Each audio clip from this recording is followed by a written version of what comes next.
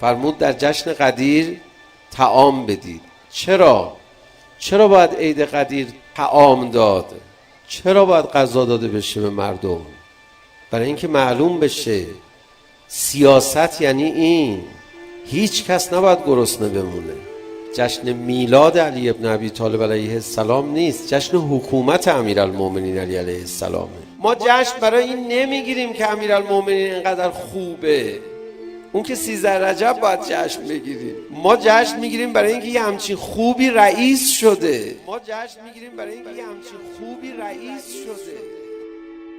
قدیر جشن سیاسته، یه مراسم معنوی صرف نیست.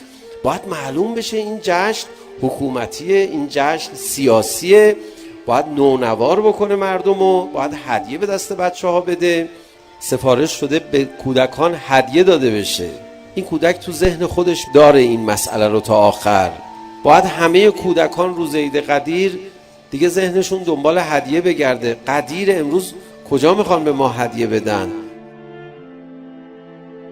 باید خیلی اتفاقهای خوب بیفته در جشن قدیر، به حدی که مردم در طول سال انتظار داشته باشن، بلکه انشالله جشن قدیر زودتر برسه.